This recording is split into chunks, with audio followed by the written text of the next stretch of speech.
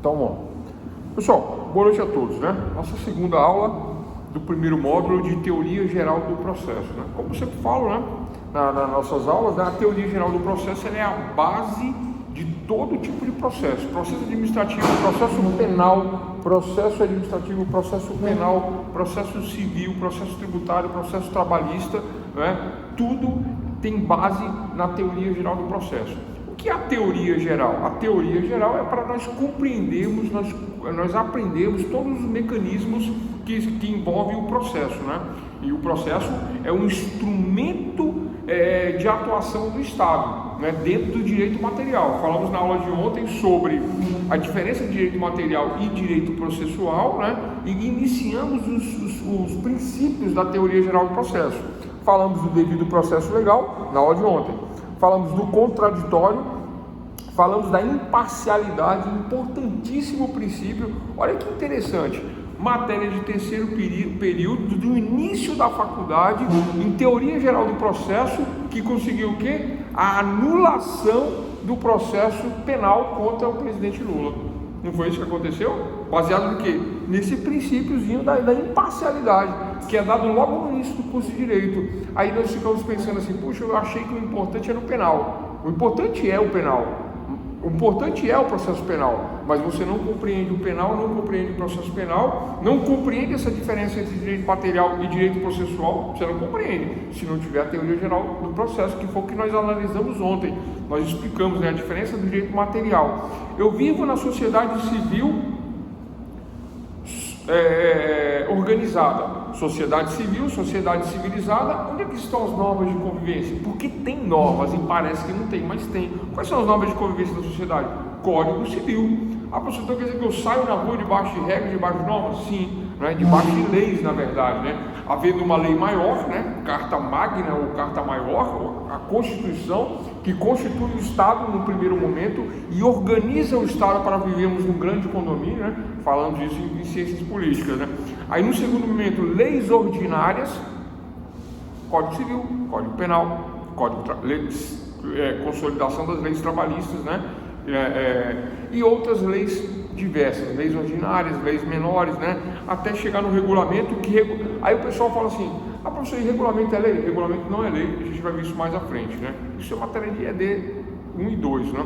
Mas aí o que acontece? Dentro disso, né, dentro dessa questão normativa, dessa questão legal, né, que nós falamos na aula de ontem, então eu distingui o direito material do direito processual, né? Então, se eu tenho um problema no meu casamento e eu vou me separar, ou se eu vou herdar um bem, né, do ente meu que faleceu, eu como herdeiro vou herdar, o que acontece? Isso é do interesse público, que ali incide impostos, ali está materializado no Código Civil, direito material, está materializado no Código Civil. Então, para que eu possa instrumentalizar o meu direito que está no Código Civil, processo civil. Essa é a diferença de processo para direito material. Falei ontem, estou repetindo porque é muito importante o conceito, né?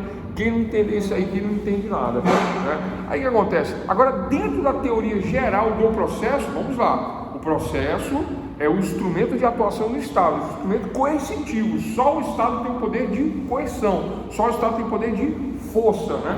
Só o Estado pode, por exemplo, ordenar que a polícia faça, né, o uso da força, da contenção, do equilíbrio dentro da sociedade, organize um problema, talvez está tendo um tumulto, etc. E a polícia organiza no sentido de cair o vídeo aqui, no sentido de uso da força, coisa que nós não podemos fazer isso no âmbito particular, nós não podemos fazer isso do ponto de vista dentro do privado, né? Mas o Estado tem esse poder de coerção. Voltou a ouvir. O Estado tem esse poder de coerção, de agir com força. Então, ponto nessa questão. Direito material, direito processual, tema da aula de ontem, né? Ontem falamos do devido processo legal, né? Que é todos dentro de um litígio têm direito ao devido processo legal, seja ele administrativo, penal, civil. Isso é obrigação, é obrigatório, é constitucional. Quando eu falo constitucional, doutores e doutores, atentem-se para que a Constituição, ela constitui um país, ela constitui a soberania, é a base do Estado, a Constituição. Tudo que não está de acordo com a Constituição é inconstitucional, e sendo inconstitucional, né? Existem leis inconstitucionais? Existem. Não vou falar isso agora não, né? Vou falar mais para frente, mas existem leis inconstitucionais que acabam caindo com o tempo porque são inconstitucionais, né? Então, devido ao processo legal, contraditório, ampla defesa, imparcialidade e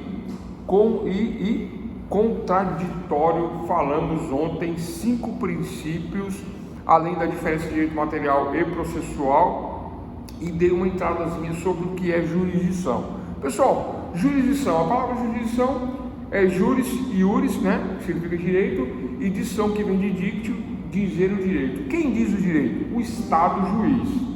Você não é só juiz? Não, é Estado juiz.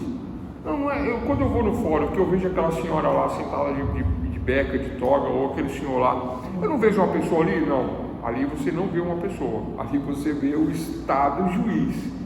Não é? Eu tenho o poder executivo, que organiza e executa e administra, né? Eu tenho o poder legislativo, que representa o povo, né, na confecção de leis, a vontade da sociedade, usos, costumes, moral, né, dentro das normas, dentro das leis. Então eu tenho o legislativo e tenho o juiz, que vai executar as leis, né? Ontem teve esse debate aqui, né? A gente perguntou, né? E está tendo, né, a votação lá da questão da maconha, né? Aí eu estou vendo que a maioria está voltando por 25 gramas, né? Eu vejo que esse pessoal está bem informado, né? Que é, né, 25 gramas é usuário, que é 25 gramas que o pessoal compra, né? Então, quem está portando até 25 gramas, já está tendo a votação, né? E aí eu entendi qual é o objetivo da votação do STF, né? Eu não tinha entendido, porque eu estava raciocinando como leigo. Eu estava raciocinando dentro do senso comum. O que o senso comum prega? Prega contra os juízes, né? Contra o STF, contra isso, contra aquilo, prega uma ideologia, né? Aí eu falei assim, não, eu vou analisar isso aí, porque eu estou achando que tudo bem, pode ter uma ideologia, mas por que esses caras vão defender o pequeno traficante? Defender o grande, né? O pequeno, né? Se fosse uma questão de ideologia, né? Mas aí faz sentido, né? Faz sentido, porque a Lei 11.343 de 2006, nos primeiros 10 artigos, principalmente, salvo engano, acho que o primeiro artigo fala de um tratamento para aquele que é dependente químico e um tratamento da sociedade para essas questões de uso de entorpecentes. Então, essa decisão que eles estão tendo, né, que a princípio eu imaginei que era uma regulamentação, né, de certa forma até era uma regulamentação, né, aí cai na usurpação de poder, né, o judiciário usurpando o poder do legislativo. Isso é irregular, isso fere, né, o equilíbrio, né, fere o equilíbrio. Mas aí eu verifico que não é um caso de estar ferindo o equilíbrio, por conta de que nós, na verdade, eles estão fazendo um critério de objetivar na norma, que não existe, né? Um critério objetivo, 25 gramas, usuário, né? E existe um voto lá, salvo engano, de um dos ministros, né? Não vou falar de nomes aqui não, mas ele mesmo fala que se a polícia pegou, eu falei até onde brincando, né? A polícia pegou balança, pegou caderno de anotação e etc e tal, lógico que não vai caracterizar o uso, vai caracterizar tráfico, e aí não vai ter essa questão aí, né? Caiu o áudio aqui do pessoal lá. Eu falo, voltou.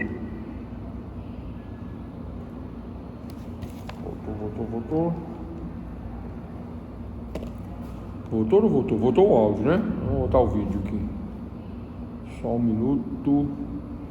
Voltou o vídeo. Aí eu tava falando, cortou, não sei o que cortou. Também. Mas acho que interessa mesmo. Voltou, né? Então, pessoal, né? Só para finalizar aqui essa questão do STF, né? Da constitucionalidade das normas, da soberania, o poder que interfere no outro, né? Há possibilidade de interferência? Né? Desde que dentro de um certo equilíbrio. Aí eu vejo que essa interferência, né, para criar um critério objetivo, né, de certa forma interpretando a norma, né, eu vejo como uma coisa saudável, não é ruim não, né? Mesmo que eles admitam que o uso, né, como é que eu falo? Não é admitir o uso nem liberar, né? Porque já está liberado na verdade. Qual é a pena para uso de entorpecentes? Advertência. Eu lembro que a primeira vez, quando mudou a regra, em 2006, eu fui no fórum, né? E eu conheci o juiz, eu tinha amizade com o juiz, né? Porque fora do interior a gente fica muito amigo, né? Nós sentamos lá, aí o juiz começou a advertir o meu cliente, né? Sobre impotência sexual, faz mal para a saúde. O meu cliente começou a rir, eu virei, comecei a rir também, aí o juiz começou a rir e parou. Eu falei, tá vendo? Tá vendo? Essa lei muda e olha o que acontece aí, a gente passa vergonha, né? Não passa vergonha. Por quê? Porque a advertência, essa é a pena para quem usa droga. Aí o juiz falou, eu não vou fazer mais essa audiência. Eu falei, então, excelência, manda assinar uma cartinha, tá tudo certo. O cara sabe que faz mal, não precisa ficar divertindo, né? Porque a lei manda, a gente tenta aplicar. Então é isso que acontece no nosso país desde 2006. Não é os ministros agora que estão liberando, não. Eles só estão criando um critério objetivo para evitar que aquele, né? Como é que fala? O aviãozinho, o pequeno traficante não vai parar na cadeia, porque o grande nunca vai, né? Então tá regularizando essa questão. Regularizando não. Tá melhorando essa questão para que se evite injustiças, até mesmo porque muitas vezes o usuário vai parar sim na cadeia, né, confundido com o traficante e não é. Aí fica ali amargando a pena ali, sendo que a pena é advertência, devia estar na rua e não preso, porque é a lei que diz isso. Ponto nessa questão de Constituição.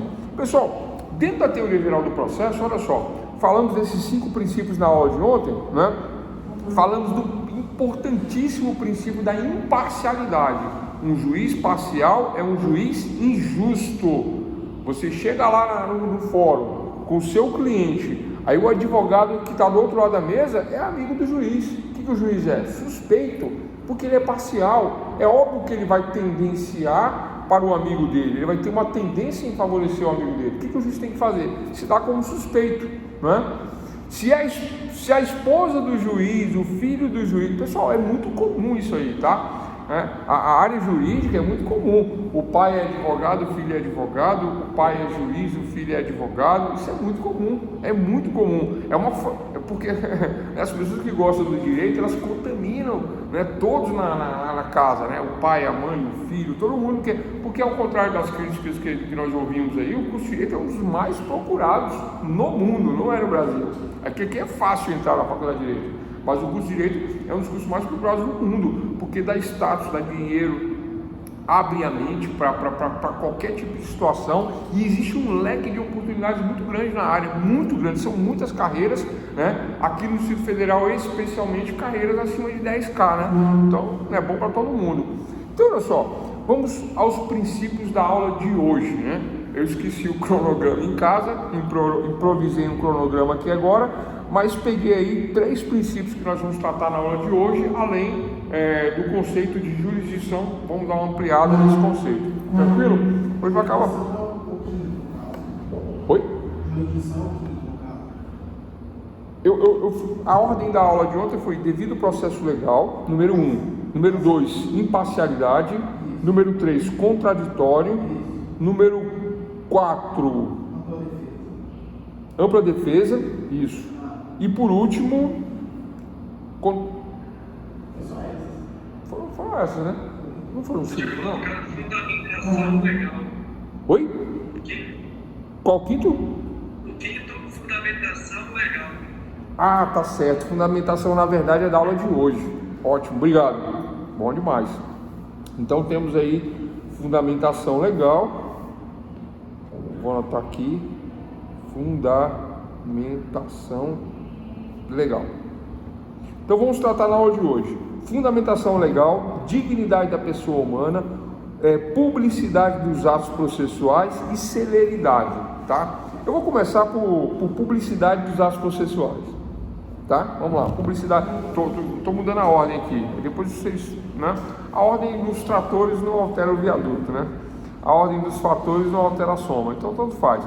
A publicidade dos atos processuais, doutores e doutores, refere-se à questão de que o Estado, né, dono do instrumento público, qual é o instrumento público? O processo, o Estado juiz, ainda vou falar um pouquinho mais do Estado juiz, tá? O Estado juiz, né, daquela senhora e senhor, que eu estava falando e acabei, né, desviando um pouco a atenção, mas o Estado juiz, ele é o dono do instrumento processual, ele é o dono do processo, é ele que comanda o processo, É ele que vai conduzir de forma... Caiu aqui de novo. De forma imperativa, de forma a dar decisões que possa coagir ou não o cidadão, né? O poder de coação, o poder de polícia, tudo isso vem do Estado juiz, né? Então o que acontece? Para que haja uma fiscalização, né? Estamos falando de publicidade dos atos processuais, para que haja uma fiscalização, né, por parte de vocês, né? Adilon, Alexandre, João Pedro, Paulo Henrique, Simon, Aline, Alex, Marcos Vinícius, para que haja uma fiscalização, para que possamos fiscalizar quem? O Estado juiz, para que eu possa fiscalizar o promotor de justiça, para que eu possa fiscalizar, né, para ver a atuação do Estado, para ver se há algum problema, algum equívoco, algum erro, onde? No processo. Então eu tenho direito de, sendo a res é a coisa, né? A res publicum, a coisa pública da república, vivemos no Estado republicano, democrático de direito, né? Então, sendo a coisa pública, eu tenho direito à publicidade dos atos processuais. Então, todo o processo, pela regra, ele é público. Então, eu posso ir agora na vara criminal, qualquer vara criminal, e ter acesso. A gente não vai mais, né? E a maneira de dizer, né? Força do hábito antigo, né?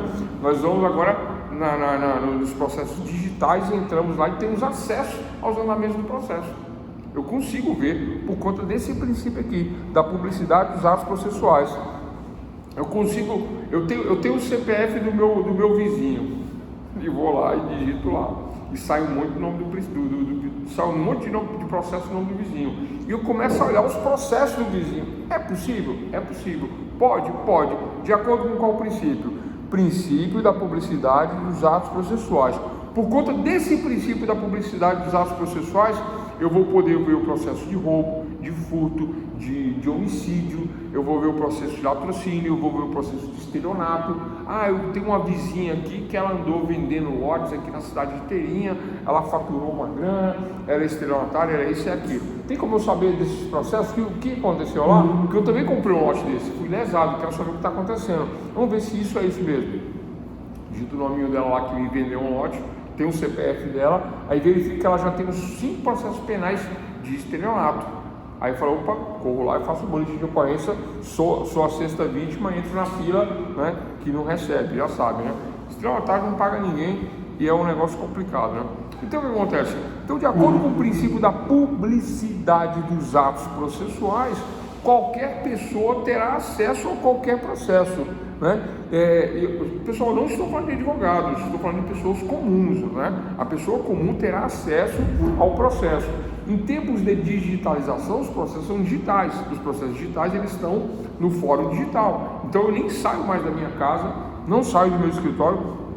Quem tem um bom smartphone, bom celular, vai acessar ali rapidamente, com facilidade, qualquer processo na íntegra, porque eles são todos em PDF. Qualquer processo, princípio dos atos, princípio da publicidade dos atos processuais. Travando, né? Bom, vocês não perguntam, eu mesmo pergunto. Bom, e os processos chamados de segredo de justiça? Como é que fica esses processos? Bom, aí é a exceção que confirma a regra. Porque existem questões que, embora haja a atuação do Estado, né, e haja aí a questão da res publicam, né, da república, que deveria ser disponibilizado para toda a sociedade fiscalizar, mas aí eu tenho fiscal da lei.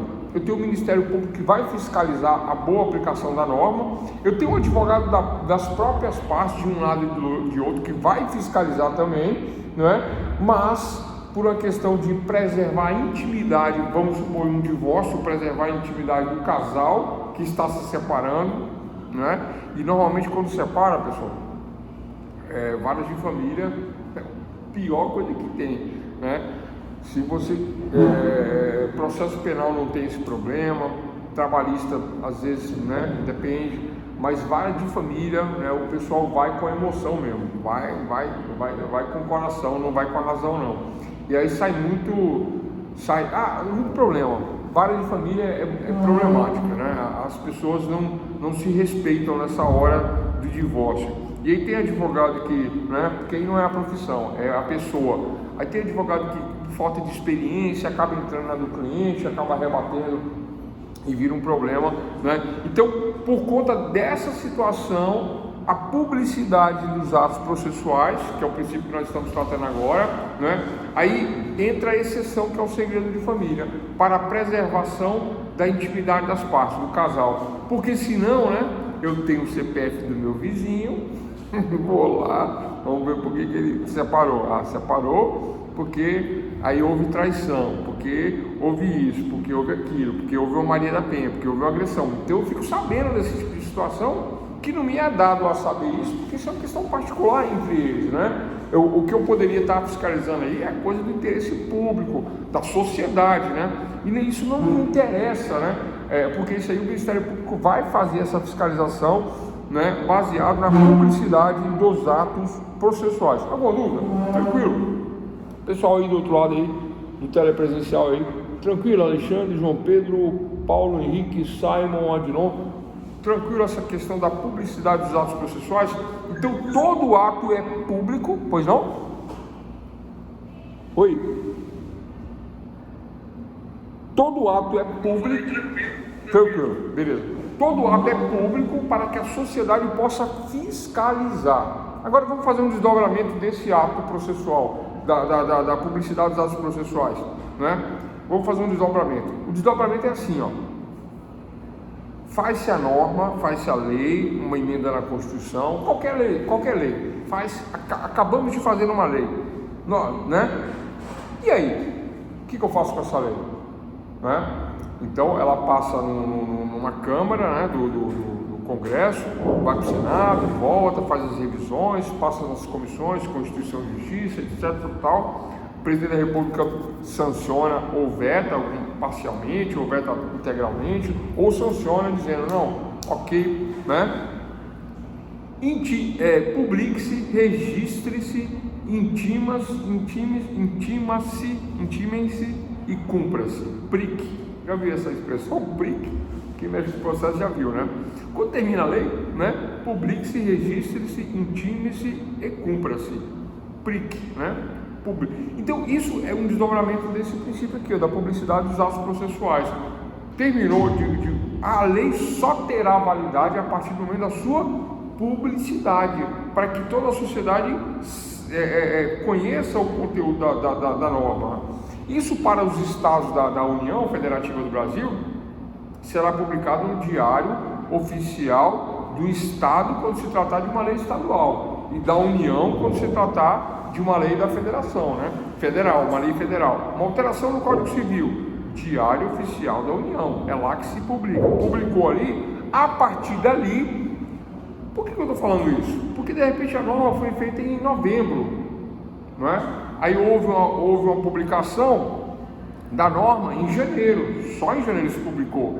E há nesta norma uma vacatio legis de 3 meses, né? Então, em 90 dias, a lei passará a vigorar em todo o estado da Federação Brasileira. Então, a publicidade dos atos processuais, via Diário Oficial do Estado, via Diário Oficial da União, do Distrito Federal, é uma questão à parte, mas só muda o nome, mas é a mesma coisa. Via Diário Oficial do Distrito Federal, né? Para questões estaduais, lembrando que aqui não é um estado, né? O Distrito Federal, né, a capital do país fica no Distrito Federal, tem essa diferença, né? Que eu não vou falar agora, que não, a aula não rende. Mas a publicidade dos atos processuais é para tornar a coisa pública, né? De conhecimento de todos, e para que eu possa ter um controle, para que eu possa ter uma fiscalização sobre os atos processuais. Tranquilo, pessoal? Nesse ponto? Tranquilo, né? Número 1 da aula de hoje. Número 2, olha só.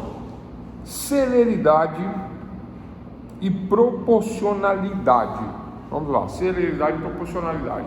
O artigo 5º, inciso 58 da Constituição, artigo 5º, inciso 58 da Constituição, foi acrescentado por uma emenda, não me recordo qual, porque originalmente na Constituição de 1988 não havia esse inciso, né, na nossa Constituição Cidadã, né? Mas esse artigo 5º, inciso 58, fala que o processo ele deve acontecer num prazo razoável.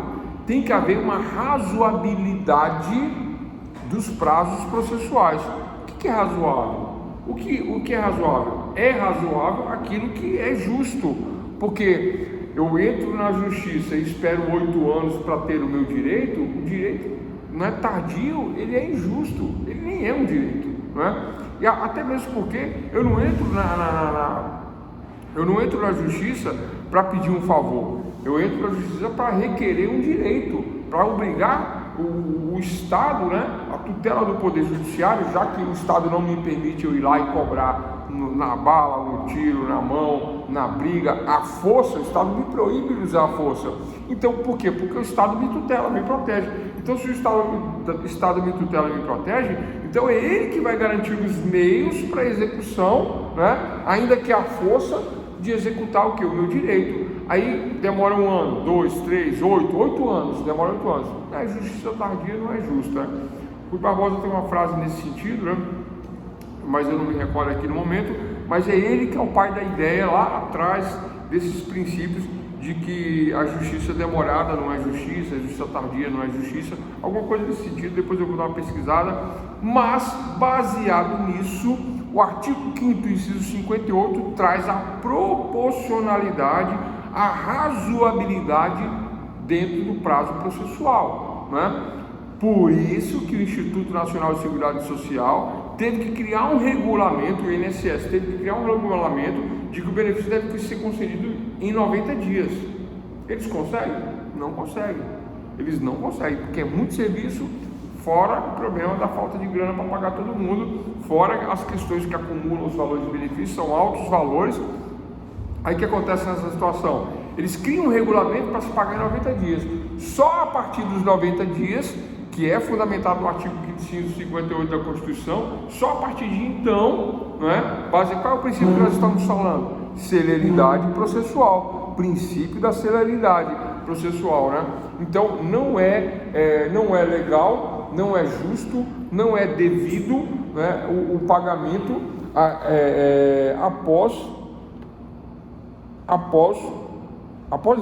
quando não temos um prazo razoável. Estou voltando a tela aqui.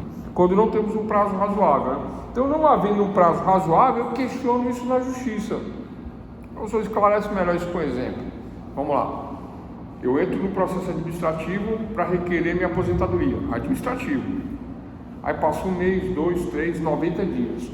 Aí já sei que o negócio não vai andar. E não anda, né? Aí eu entro no judicial. Aí passa 1 ano, 2 anos. Qual é a questão aí? Onde é que está escrito que a razoabilidade torna a questão injusta? Vai ficar lá a vida inteira. Onde é que está escrito isso? Na Constituição. É um direito exigível, sob pena de abuso de autoridade. Quem está abusando aí? O Estado juiz. O Estado juiz está abusando, né?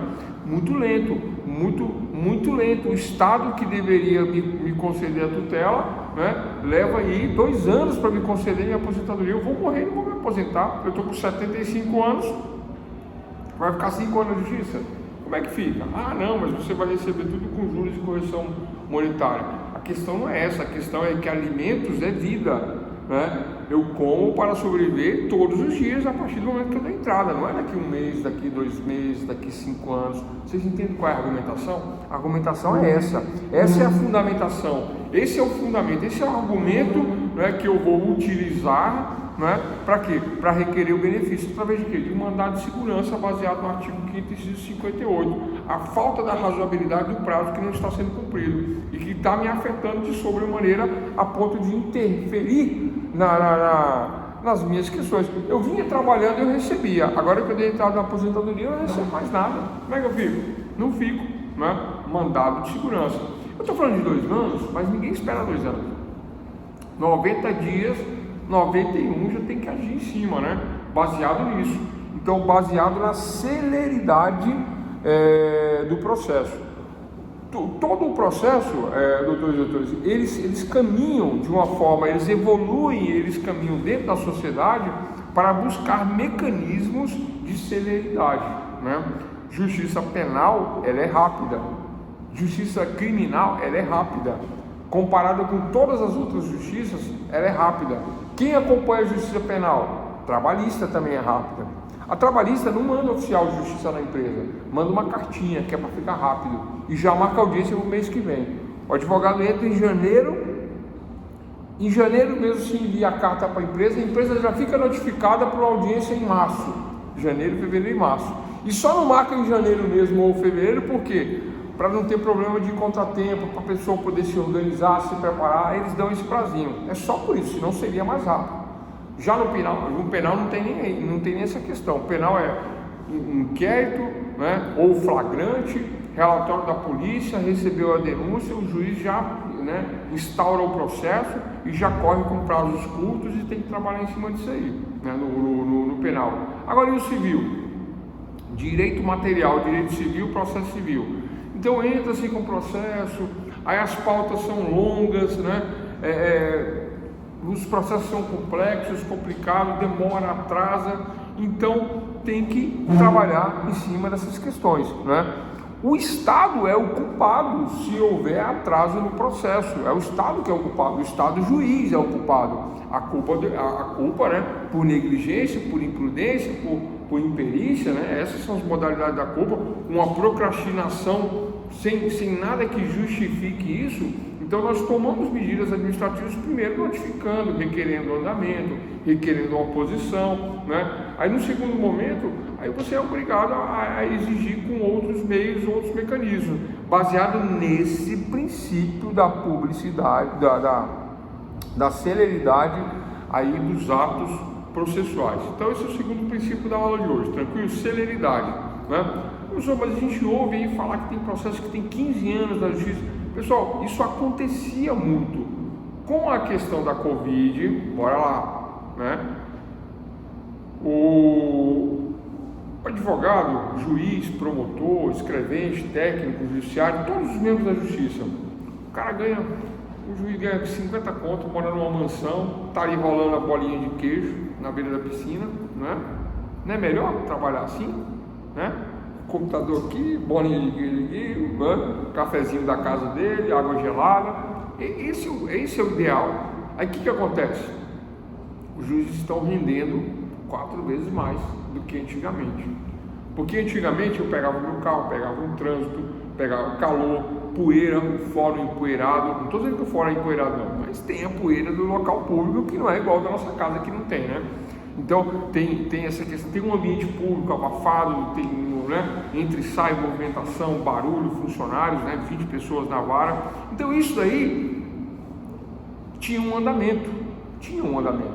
Agora não, eu estou na minha casa, com a minha família, com os meus filhos, com a minha esposa, na beira da piscina, despachando, rodando a bolinha de queijo, a picanha de verdade, né, ali e tal. Como é que funciona isso, pessoal?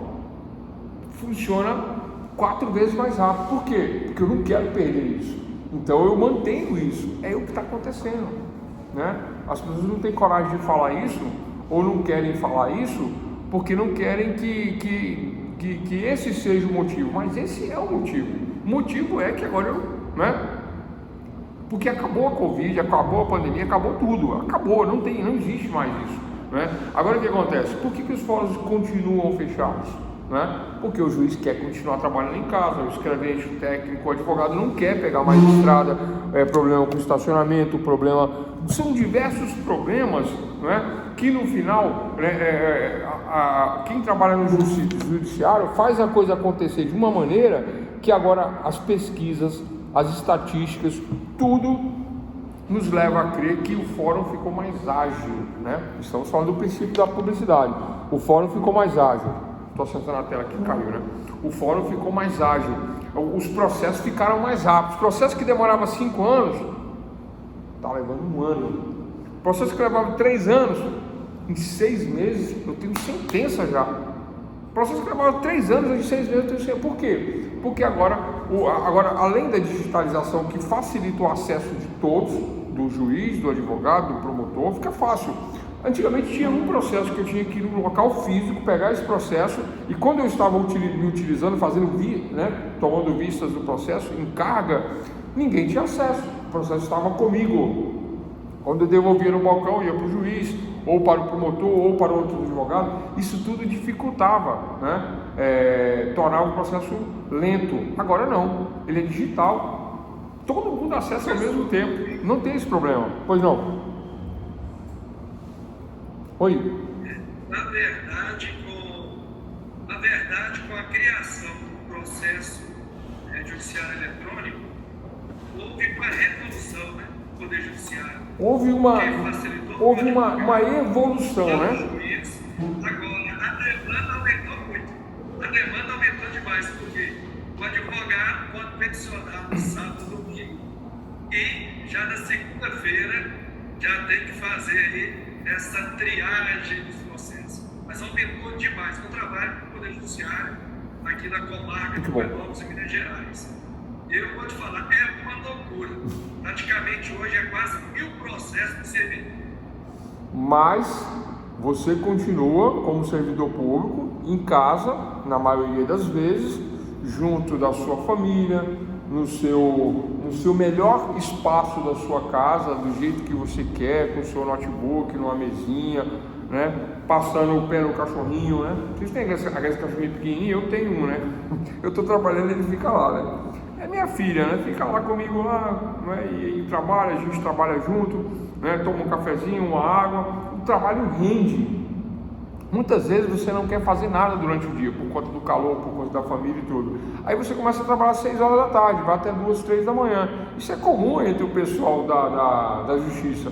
Eu vejo muito e-mail da justiça entrando 3, 4 da manhã, que são pessoas que estão trabalhando 3, 4 da manhã.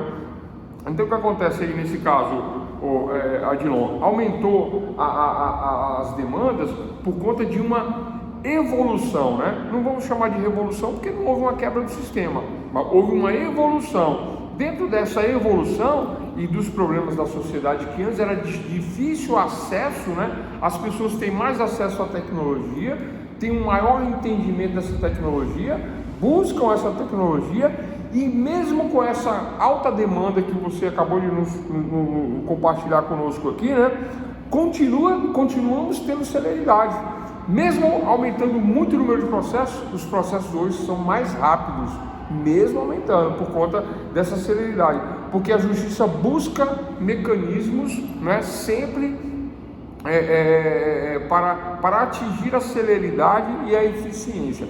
Vamos lá agora para fechar esse ponto aqui, para fechar essa questão da celeridade e da publicidade, A questão da celeridade e da publicidade, ela diz que uma justiça tardia não é justiça, uma justiça lenta não é justiça, Então esse princípio diz isso, e o artigo 5º, inciso 58, consagra esse princípio que eu estou falando aqui agora, um princípio constitucional, dentro da teoria geral do processo, Então, se houver um atraso, eu posso requerer isso do ponto de vista constitucional, com mandado de segurança, por exemplo, contra o juiz, com reclamação do CNJ, por exemplo, Eu não faço isso, não acho que é assim. Eu acho que o primeiro momento é você peticionar nos autos, e pedir um apoio lá. Liga na vara, faz um balcão virtual, Já ouviram falar balcão virtual? Não, Já ouviram falar? Quem não ouviu falar? Antigamente eu pegava o carro e ia no fórum. Agora de casa tem lá balcão virtual. Eu entro e falo com o funcionário. Olha que facilidade, que maravilha. É a evolução por conta dessas questões digitais. Então esse princípio da celeridade está consagrado na Constituição, E pessoal, tem processos que não tem por que demorar 1 ano, 2 anos, 3 anos. Aí a pessoa perde o direito esperando, Então se tiver alguém que conhece do direito, advogado, defensor, Ministério Público, vai atuar coibindo essa questão, porque a celeridade é a regra. Um processo ele tem que atender um prazo razoável, não pode haver um prazo não razoável. O juiz, para dar um despacho inicial, leva 6 meses, está errado. Mas o advogado não atendeu as condições da ação. Será que foi o advogado? O juiz tem que ajudar, Daí os fatos e te darem o direito. Então o advogado, ingressa com os fatos, ainda que de uma forma não assim, vamos dizer assim, 100% dentro das condições da ação, mas aí o juiz vem e indica o caminho, fala, o caminho é esse aqui, né? É igual aquela carta de exigência do INSS, onde o juiz diz qual é o caminho, aí o advogado vem, complementa e acerta as condições da ação e anda, tranquilo? Então esse princípio da celeridade é a regra, não é a exceção, tranquilo? Não é a exceção. O que é razoável? Então tem as regras de experiência que nos dizem o que é razoável, o que não é razoável, o que pode esperar, o que não pode esperar. Trabalhista não pode esperar, é rápido, né? Penal não tem por que ser demorado. Pessoal, eu estava falando do penal, acabei esquecendo. No penal, né, houve uma mudança na lei, uma mudança muito boa no processo penal, que a última fase do penal ela é oral. É que muitos advogados, muitos defensores e até juízes mesmo, quando chega nessa fase, o pessoal dá uma amarelada aí, né? Porque aí chega na hora de falar, fica com, né? Não lembra, não sabe, acha que é muito complexo discutir ali a questão na hora, e aí acaba indo pro escrito, chamado de memoriais finais escritos. Por que memoriais finais? Isso não está na lei. Isso é um argumento para facilitar a vida dos envolvidos no processo, né? Isso não está na lei de memoriais finais. Antigamente nós tínhamos alegações finais por escrito, né? Aí trocou-se para sustentação oral no final do processo. Nós analisamos todas as provas, né? Laudos, provas testemunhais, provas periciais, analisa-se todos os fatos, e o advogado, o defensor e o promotor tem que estar preparado para na hora sustentar as suas razões na hora. É 10 minutos para cada lado, podendo se ampliar para 20 para cada lado. Eu costumo usar os 20 minutos falando na minha sustentação oral. Mas se você não está preparado, né, você pode falar, excelência, né? Poderíamos fazer por memoriais, aí a justiça, a sentença que poderia sair na hora, ainda leva mais 5, 10, 15, 20, 30 dias. Né? Então esse princípio da celeridade, ele está consagrado num outro princípio, que é o da oralidade, que nós vamos ver mais adiante, né? Então existe uma tendência nos processos a tornar os procedimentos mais orais. O que é a oralidade? É o olho no olho, é o tom da voz, é o gesto. Isso daí facilita o julgamento. Saber quem está mentindo, quem está falando a verdade, pelo gesto, pelo estudo do comportamento, né? O olho no olho, o sentimento, a voz, a entonação, né? Isso tudo facilita o julgamento, facilita para o julgador, facilita para as partes. Então, existe uma tendência a utilizar a oralidade, que é um princípio que nós vamos tratar mais à frente, o princípio da oralidade, né? Para atingirmos a celeridade. E ponto final nesse segundo princípio aí. Falamos de cumplicidade dos atos processuais, celeridade. Agora vamos para dignidade da pessoa humana. Número 3, dignidade da pessoa humana. Pessoal, o que é dignidade? Eu acho esse termo, dignidade da pessoa humana, né? Se a pessoa, né? Pessoa humana, né? Fica assim, é uma coisa meio redundante. Mas deixa para lá, né? Olha só, a dignidade da pessoa humana está baseada lá na Carta dos Direitos Humanos, está baseada nessas convenções internacionais, né? Em relação à questão da pessoa, né? E ela está consagrada, esse princípio está consagrado, o princípio da dignidade da pessoa humana, está consagrado no artigo 5º da nossa Constituição Cidadã, de 1988. A nossa Constituição era de 1988, né? Atentem para isso aí, pessoal, porque às vezes o estudante de direito ele fica assim, professor, mas não tem uma versão mais moderna da nossa Constituição? Não tem, né? A Constituição ela é de 88, não tem de 89, 2000, 2001, 2024. Obrigado, doutor Alex. 5 de outubro de 1988, né? Proclamou-se aí, né?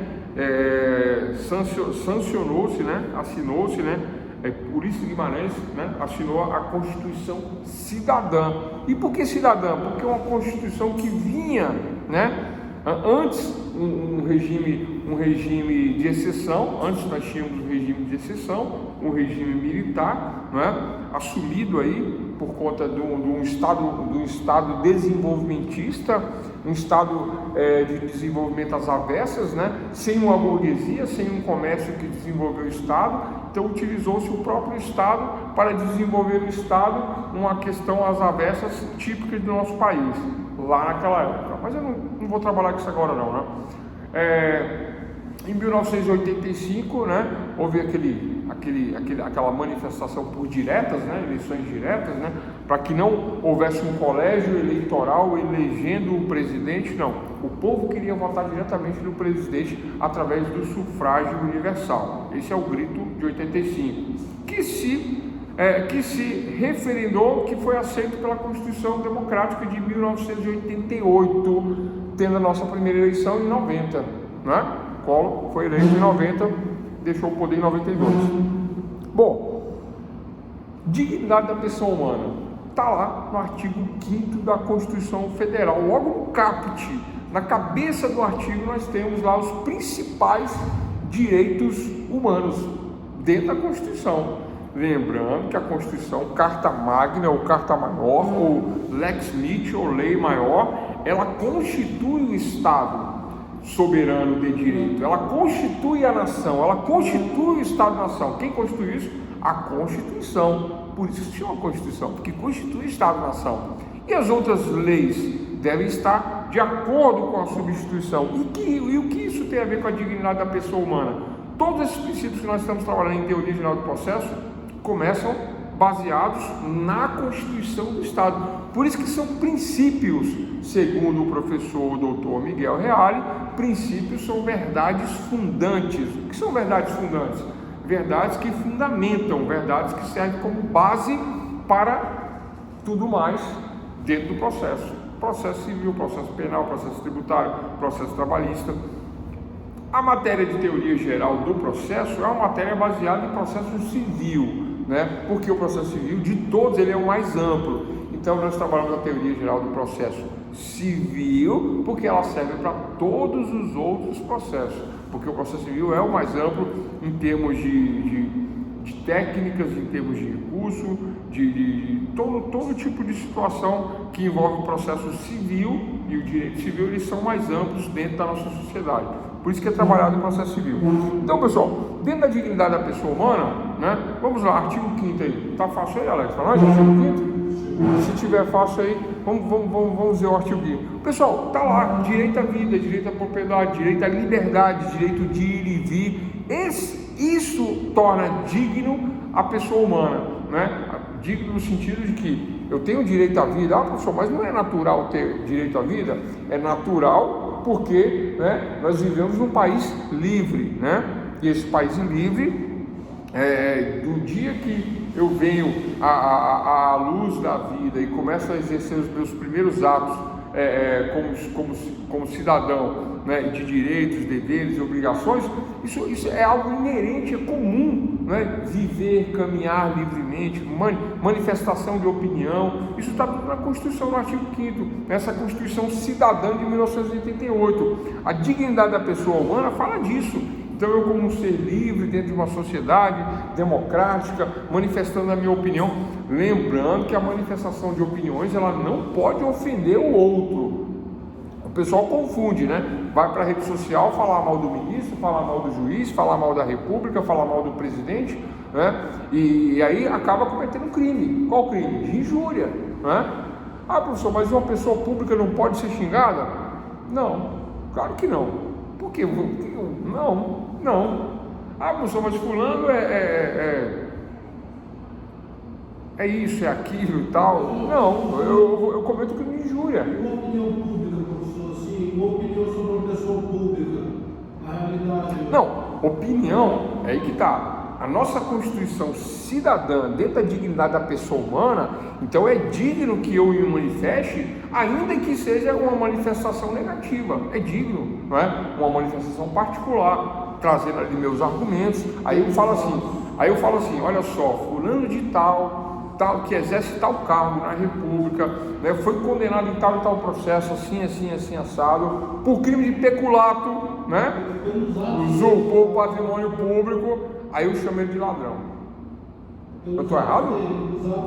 Não, peraí, eu estou errado? Não, eu não estou errado. Eu estou difamando ele? Não. Eu estou caluniando? Não. Porque ele foi condenado.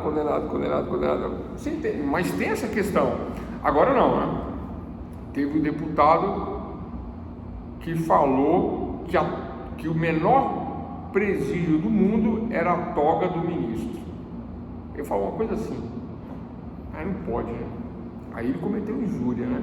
Ele chamou o ministro de bandido, presidiário, e que ele estava preso numa toga, desse jeito, né? Aí não, aí realmente ele ultrapassou. Fora outras coisas que ele falou, muito agressivo, né? Aí cai na injúria, né? Que é a ofensa contra a honra íntima, a injúria, e a calúnia, que é acusar a pessoa de um crime sem provas, né? Mas aí quando eu digo que fulano roubou, pessoal, quem comete crime é o quê? Criminoso, né? Aí o deputado, o senador e tal, tem 10 processos com condenação, foi preso, saiu. Aí eu chamo ele de criminoso e eu estou errado? Não estou errado. Manifestação pública, né, de acordo com uma lógica aí, né, que não é partir para o campo da ofensa, da injúria, da calúnia, de difamação. É uma manifestação de opinião com limites, com moderação, principalmente se você domina o que? A técnica jurídica. O estudante de direito, advogado, promotor, juiz, né? Pessoas que estão no judiciário não podem entrar com esse tipo de manifestação achando que não dá em nada. Por que acontece? Porque pressupõe que você tem um conhecimento jurídico a tal ponto de que você deve, né, conter os limites da sua manifestação sabendo das consequências, porque você sabe das consequências, né? Mas eu posso dizer que eu não gosto da ideologia da direita, eu posso dizer que eu não gosto da ideologia da esquerda, eu posso dizer que o centro não tem nenhuma ideologia, que eles estão lá por um coeficiente eleitoral, tentando manipular as bancas em troca de vantagens financeiras. Mas onde é que está a falta de realidade? Onde é que está a injúria, calúnia, difamação? Não está. Pergunta lá, eles admitem essas questões, né? É tranquilo para todo mundo. Então, isso aí que fala a dignidade da pessoa humana dentro do artigo 5º da Constituição. Livre manifestação, liberdade de opinião e etc e tal. Aí vocês devem estar pensando aí, agora é tudo fake news. Fake news nem existe, né? Tá? Fake, né? Falso. News, notícia, fake news, isso é um termo, né, da ideologia esquerdista aí, que não existe. Esse termo não existe, esse tipo penal não existe, e o que não está na lei não está no mundo, não existe, portanto, a fake news não existe. Estão querendo trazer um projeto de lei onde se cria a fake news, a notícia falsa e tal, e tenta se punir, né? Pessoal, isso não existe, né? Não existe. Manifestação de pensamento é livre, está tudo na dignidade da pessoa humana. É digno a vida, é digno o alimento, é digno o ir e vir, é digno a propriedade.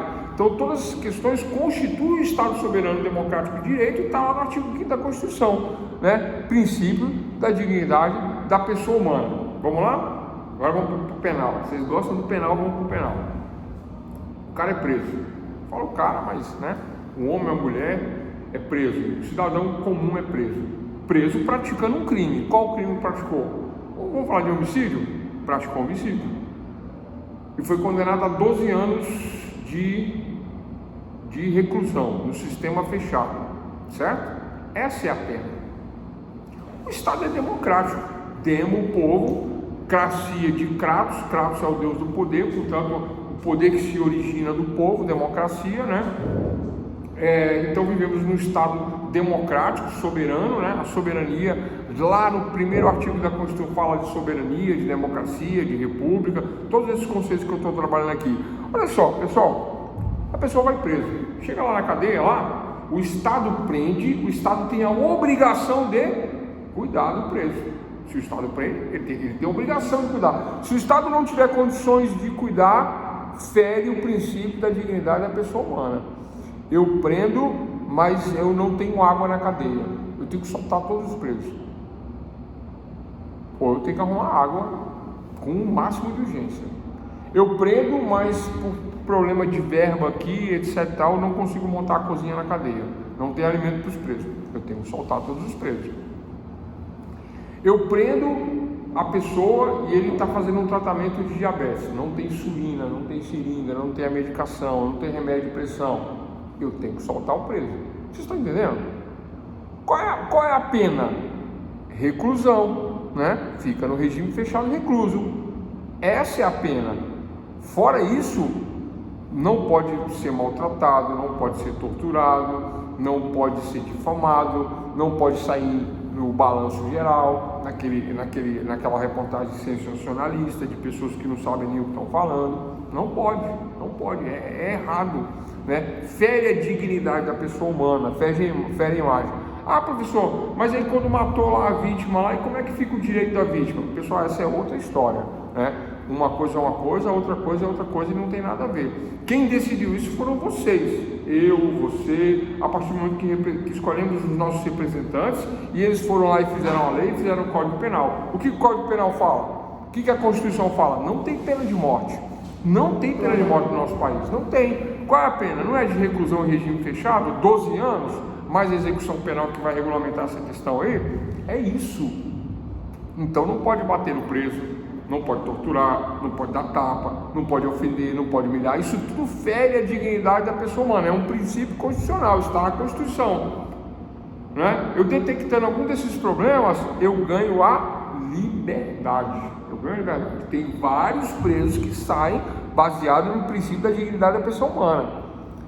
Se o Lula for preso hoje, eu não queria falar isso, mas eu vou ter que falar. Se o Lula fosse preso hoje, pessoal, um senhor de 77, 8 anos, quanto o Lula está agora? 78 já, né? O Lula acho que está com 78 anos. Se o Lula for preso hoje, ele fica na cadeia? Ah, pessoal, mas ele cometeu crimes gravíssimos, tal, contra o patrimônio, isso, aquilo.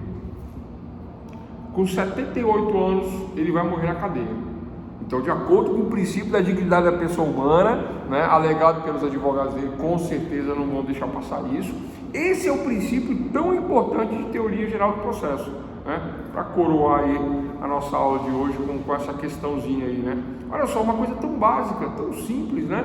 Aí eu alego essa questão da dignidade da pessoa humana, né, baseado na Constituição Cidadã de 1988, e aí eu começo a fazer esta fundamentação legal, que está na Constituição, esta argumentação não é digno que por que ele não foi preso antes, se os crimes têm 10 anos, 12 anos, salvo engano, né? Tem mais, 12, 13, 14, acho que tem uns 15 anos esse crime. Por que não prendeu antes?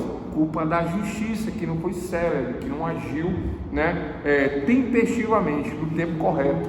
Aí, 15 anos depois, o cara com 78 vai botar na cadeia para ele morrer na cadeia. Levaram para o lado político. Não é digno. Levaram para o lado político e deixaram a punição escapar, né? Levaram para o lado político e deixaram a punição escapar, mas nós aqui não vamos tratar de política, né? Porque nós somos juristas, positivistas, adeptos de Kelsen, né? Uma mistura de Weber e Kelsen, mais Kelsen do que Weber, porque nós estamos atentos à norma, à lei, à Constituição, né? E Hans Kelsen falava disso aí, né? Falava que se eu conseguir positivar tudo, se eu conseguir colocar tudo na norma, se eu conseguir fazer norma para tudo e para todos, eu não vou ter debates. É a crítica também que ele mesmo faz da própria tese. Eu não vou ter debates porque eu vou engessar o entendimento, mas o entendimento é esse. Há uma objetividade, que é o que está sendo discutido na questão da maconha, né? Antigamente, o primeiro voto que foi do Gilmar Mendes era para liberar todas as drogas, todas. Aí se estabelecia as quantidades, né? Uma bicicletinha, tem 25, uma. Esse na verdade quer liberar 10 gramas e o outro quer liberar 25 gramas, né? Uma camisaninha e aquele outro bicho quer liberar 25 gramas. Então, porque eu vou te falar aqui, a conta da experiência de 20 anos que eu tenho na advocacia, é que o pessoal compra 25 gramas, compra só 25, não é menos nem mais, compra 25, né? Aí que eu vejo nos processos, aí o que acontece? Por isso que então chegaram nesse número. Esses caras que chegaram nesse número, por regra de experiência deles, da assessoria, eles sabem que o número é esse. É esse que o usuário compra, 25, nem mais nem menos. Aí quando você está andando com 25 na carteira, na bolsa, no carro, e a polícia pega e te enquadra no tráfico, aí você fala assim, não, mas é para o meu uso, o meu consumo pessoal e tal. Aí o cara começa, né? Mostra a seda, mostra um cinzeiro, aí mostra a mão amarelada. São os indícios de que ele usa, mas muitas vezes ele não sabe falar isso. Aí apanha da polícia, princípio da dignidade da pessoa humana, não pode, porque a lei não autoriza esse tipo de situação. A lei autoriza o quê? Prender, lavrar o flagrante, colocar na cadeia, reclusão, detenção. Só que a lei, no caso de entorpecentes, o que está dando agora? De 2006 para cá, nós estamos em 2024. São quase, quantos anos? São quase 20 anos já. É advertência, dá uma advertência para o usuário. Ah, professor, e pega 2 vezes? Adverte de novo. Pega 3 vezes? Adverte novamente. Pega 4 vezes? Ah, dá uma multazinha. 2 multas. Né? Ah, não tem jeito, vamos dar uma advertência e vamos aconselhar ele a se tratar, vamos ajudar ele financeiramente.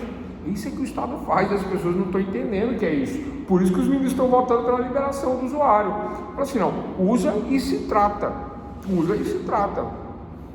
Né? Fazer lei, modificar a lei, não é do judiciário, isso aí é usurpação de poder. Mas entendo eu, analisando a questão, que o judiciário está buscando, na verdade, objetivar, trazer um critério objetivo para facilitar os julgamentos, de acordo com outros critérios também, né? Pega o cara com 25 gramas de maconha, só que aí tem uma balança, tem umas anotaçõezinhas, aí pega o celular dele e vai ver lá que ele está vendendo para João, Francisco, Pedro, Antônio e tal, tem toda uma negociação, porque fornecer ainda que gratuitamente é tráfico, né? Está lá na lei, no artigo 33 da 11.343.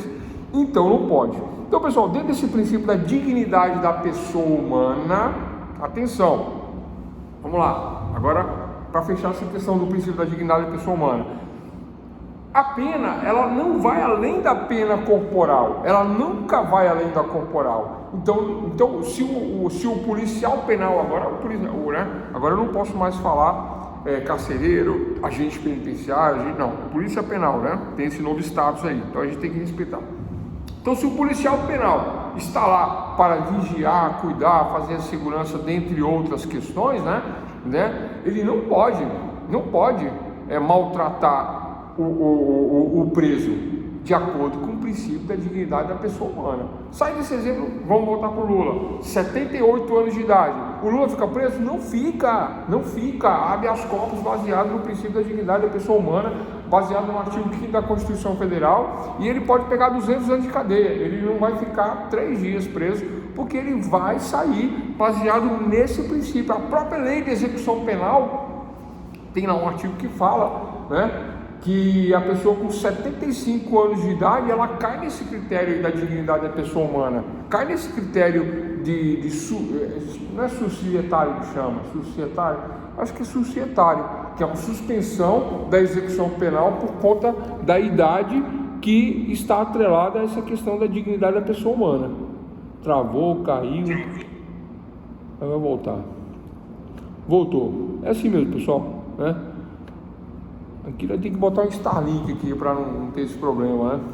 Mas por enquanto a internet aqui ela já foi melhor, né? A internet aqui já teve época que não caía, não, que não dava problema, mas tranquilo. Caiu, voltou, né? João Pedro, Paulo Henrique, Alexandre, Adilon, Simon, Marcos Vinícius e Aline. Então, voltando aqui no princípio da dignidade da pessoa humana. Então, pessoal, olha só, doutor Zé, vamos lá arredondar a aula de hoje aqui e a aula de ontem. Por que nós estamos falando de princípios dentro da teoria geral do processo? Porque princípios são verdades fundantes, que fundamentam a questão, vem na base, vem na raiz. Lembra da aula de ontem? Quem assistiu a aula de ontem?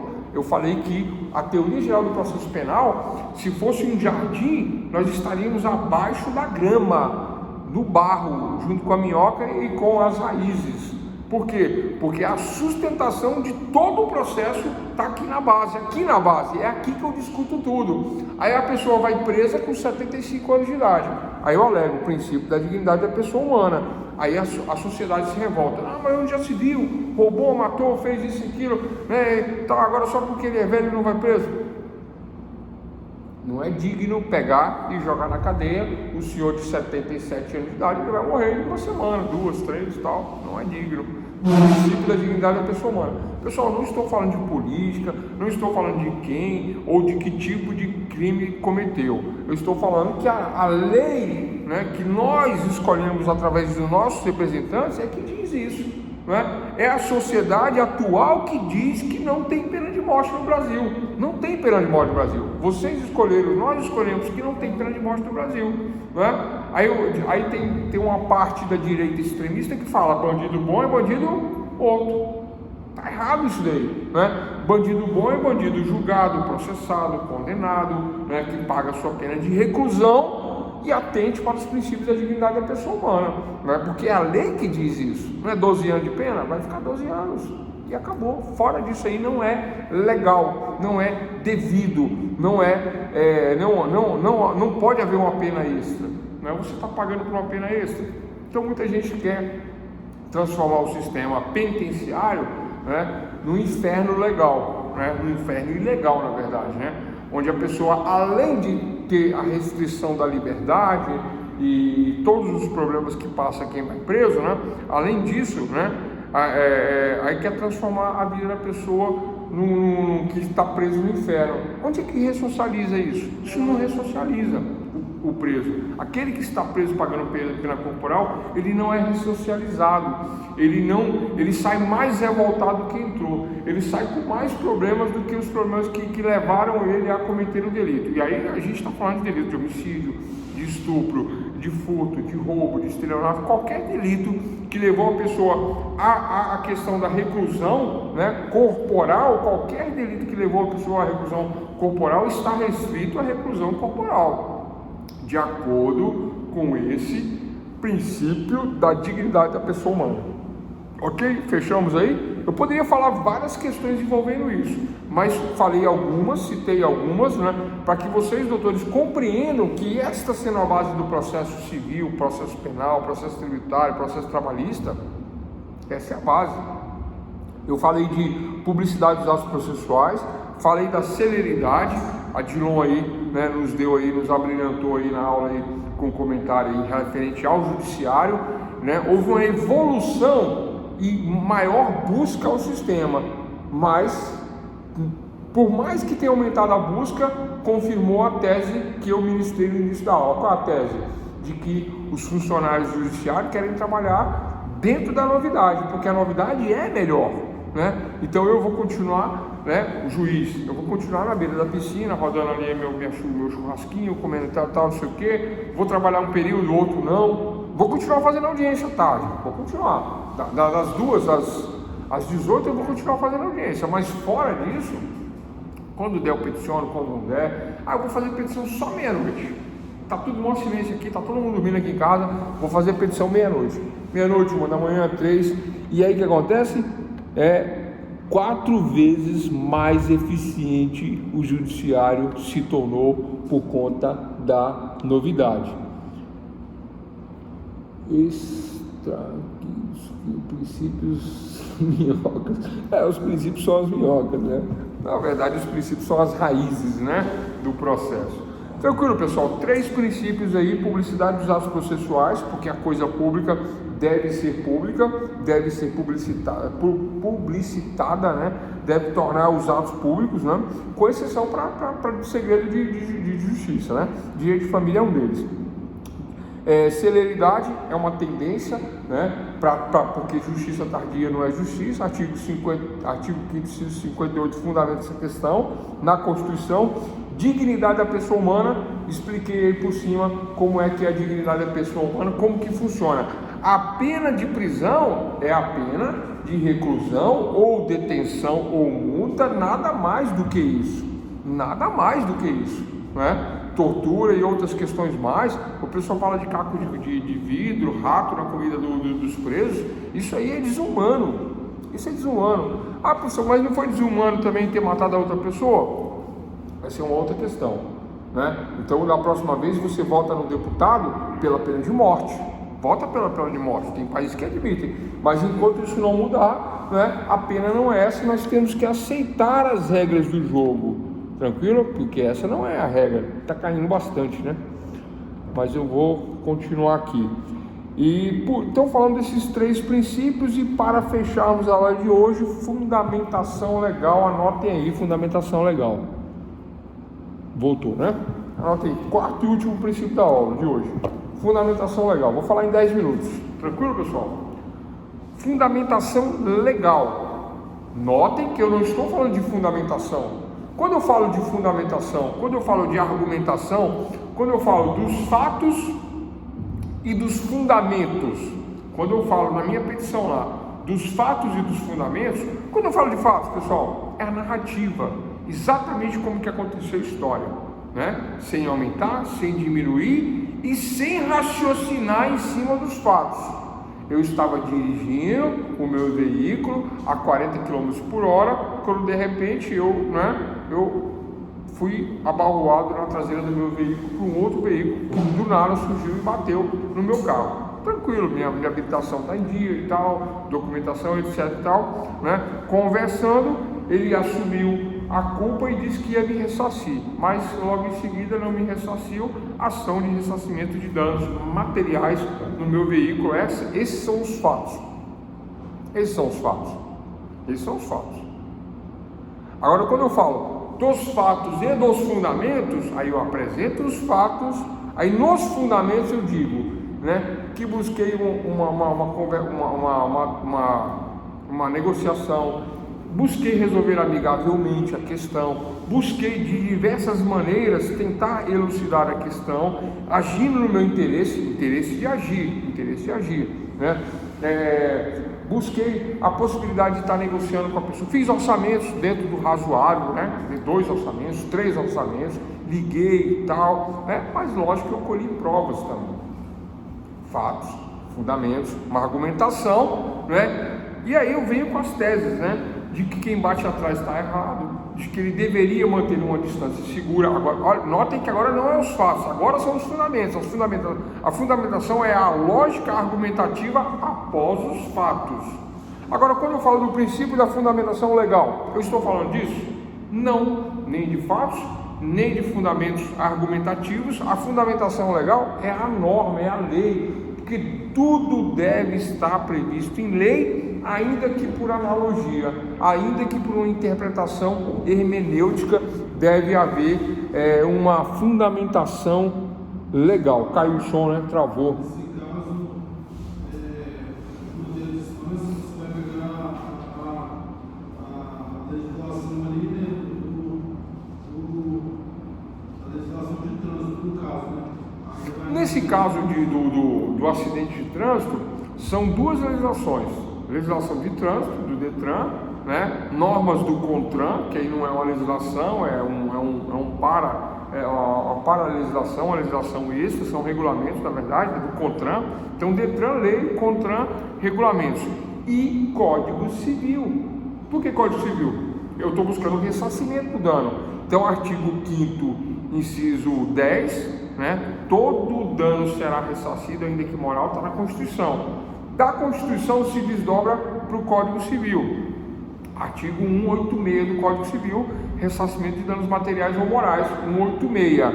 Agora, se houve um acidente de trânsito, né, houve essa questão do dano, aí esse acidente, vamos supor agora que teve uma vítima, aí vai para o boletim de ocorrência, existe uma responsabilidade civil aí decorrente da culpa penal. Olha só, é uma outra situação, acidente de trânsito com vítima fatal, por exemplo.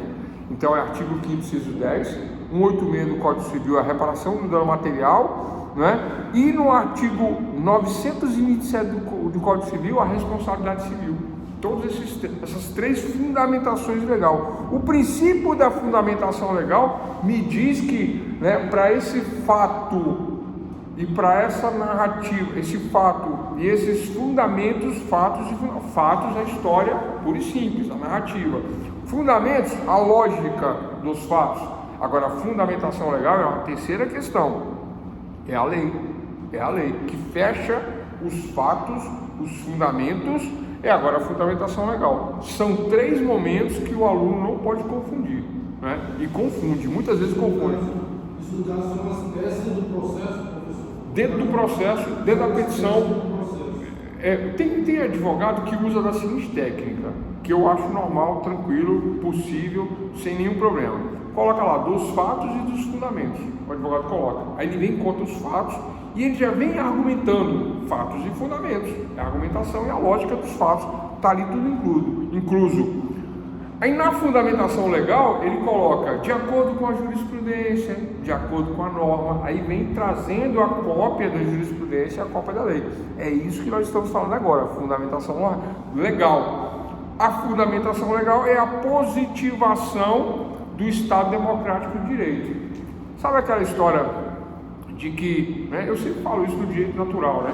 Em introdução ao estudo de direito 1, eu uso o exemplo lá para direito natural, né? A questão do filho, né? Eu conheço aquela mulher e eu vejo que ela está grávida. Aí ela está grávida com 1 mês, 2, 3, 4, 9. Aí eu acompanho, inclusive, a gestação. Eu vejo com os meus próprios olhos que saiu do ventre daquela mulher. De quem que é o filho? É dela, direito natural. Mas, né? Usos e costumes, moral, né? Sociedade requer a positivação, a normativação de tudo, e aí está lá na Constituição, direito à vida, né? E existem outras questões que regulamentam essa questão, né? Agora parece que estão querendo inverter, estão querendo dizer que o filho não é mais da pessoa, que agora é do Estado. Então, estão querendo inverter isso aí. Existe inclusive um projeto novo do Código Civil que está tramitando um projeto de lei aí que tem essa mudança, essa inversão aí. Mas as bases mais conservadoras não estão aceitando isso e eles são a maioria, os conservadores são a maioria, né? Aí junta conservador com o pessoal do Centrão, que vai só vamos dizer assim, pelos projetos e tal, dos interesses, né? Vamos dizer assim, interesses negociados, acaba virando a maioria. E aí não passa esse projeto aí de que o filho pertence ao Estado. Atualmente o filho pertence a quem? À mulher, né? Então essa é a questão da fundamentação legal. Direito à vida, direito à liberdade, direito à manifestação de pensamento, tudo está lá no artigo 5º da Constituição. Oi? Pois é, então existe essa tese aí de que o filho pertenceria ao Estado se isso passar, que não vai passar, não passa em lugar nenhum do mundo. Nem nas ditaduras é assim. Nas ditaduras o filho não pertence ao Estado, né? Nem nas ditaduras é assim, por que passaria agora? Então o que acontece? Então, isso não vai passar não. E se passar vai ter muito problema de regulamentar isso aí, né? As pessoas não vão abrir mão dos seus filhos assim tão facilmente, porque... O filho pertence ao Estado, então agora no caso o pai não vai ser mais obrigado a manter. Quem vai ser obrigado a manter vai ser o Estado. Já falaram isso aí. Se o filho pertence ao Estado, o Estado vai pagar a pensão alimentícia, né? Porque está no Código Civil a questão, né? dos alimentos, etc. E tal. Exatamente. Bom, pessoal, então, segunda aula de teoria geral do processo, né? Eu esqueci o meu roteiro em casa de princípios, mas aí eu dei uma pesquisada rapidinho aqui. Falamos na aula de ontem, falamos de jurisdição, diferença entre direito material e direito processual. Tem que compreender essa diferença. Direito civil é uma coisa, direito processual civil é a instrumentalização do meu direito, né, quando eu busco a tutela do Estado, juiz. Esse Estado juiz é que vai me dizer o meu direito civil através do processo civil, direito penal através do processo penal, trabalhista através do processo trabalhista e assim por diante. Dessa maneira, eu tenho que compreender e diferenciar o direito material do direito processual. Falamos na aula de ontem. Falamos também na aula de ontem devido processo legal, contraditório, imparcialidade, ampla defesa, né, como princípios, né, que são verdades fundantes de todo o processo. E dei 2 exemplos importantíssimos: dignidade da pessoa humana na aula de hoje e da imparcialidade na aula de ontem, que se referem a grandes processos que tivemos aqui na nossa sociedade. Qual é o grande processo que eu estou falando? Do ex-presidente, né, por uma questão de res público, coisa pública, coisa republicana, né? A competência para julgamento do presidente da República, ele tem prerrogativa de foro no STF, né? Então ele não pode ser julgado na República de Curitiba. Esse é o comentário jocoso, né, discriminatório que o pessoal faz. A República de Curitiba, quem julgou? O Marreco, né? Isso é o quê? Para depreciar o juiz e o Estado, porque não tem competência para julgamento, porque interessa a toda a nação. Não pode ser julgado lá, tem que ser julgado sempre no STF. Aí levou 8 anos para o pessoal decidir isso daí, né? Condenou no primeiro, no segundo e no terceiro. Condenou, ele foi condenado, ele não foi absolvido, ele foi condenado. Mas por uma questão de interesse público, competência absoluta em razão da prerrogativa de função, o processo é todo anulado. Porque quando a questão é absoluta, né, ela não é relativa, ela é absoluta, aí dá nulidade total do processo. Foi o que aconteceu, né? Não houve absolução, houve nulidade por um problema de competência absoluta, que nós tratamos nesse princípio da imparcialidade. Aí está a importância dos princípios. Os princípios do devido processo legal, contraditório, imparcialidade, ampla defesa, dignidade da pessoa humana, publicidade dos atos processuais, celeridade e fundamentação legal, é através destes princípios, vamos falar de outros amanhã, e eu vou entrar em temas novos, como jurisdição espacial, jurisdição temporal e etc e tal, né? Não faltem a aula de amanhã.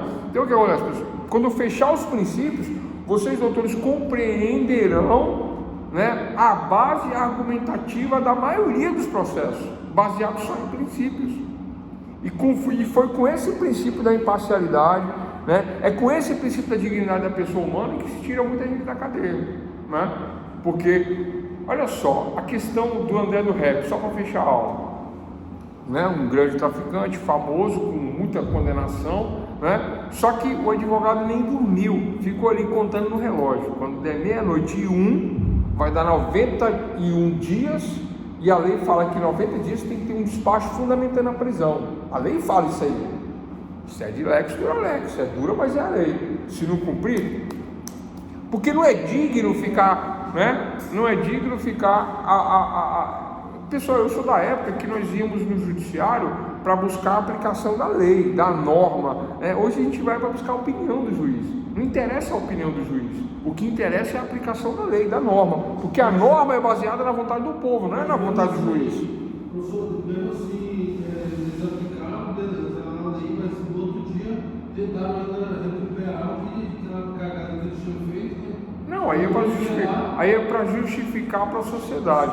No caso do André do Rep, o que aconteceu? Deu um dia, né? Aí fere a dignidade da pessoa humana. Eu fico preso, não tem problema nenhum. Eu cumpro a minha pena corporal, mas não é digno, né? Porque pessoal, se vai para 91, vai para 180, vai para 360, vai para 5 anos, eles não julgam. Eles não julgam. Aí se cumpre a lei, não, 90 tem que fundamentar. E se não tiver fundamento, coloca em liberdade. E outra coisa, era um processo, era uma preventiva sem fundamentação. Não era condenação definitiva ainda. Qual é a regra? Todos são considerados inocentes até que se prove o contrário e até trânsito julgado da última sentença, no último recurso e no último grau. Essa é a regra. Então, ele é inocente. É isso. É inocente, tanto que devolvemos o avião e o dinheiro dele. Tanto para que devolveu o avião e o dinheiro. Fechou. Processo para receber indenização. Fechou. Exatamente isso. Quanto que é um habeas corpus desse? Para fechar a aula, para a gente ficar animado, sonhando. 1,5 milhão, só para assinar. Foi o que a menina ganhou para assinar, né? O escritório ganha muito mais. Aí vai tirar o dinheiro? Quanto que o advogado pega? No mínimo, o advogado pede no mínimo 10%. Eu falo para o Luiz aqui. O advogado pede no mínimo 10%. Quantos milhões foi que liberou para ele? Não lembro. Mas foi muita coisa. No mínimo 10%. É assim, ó.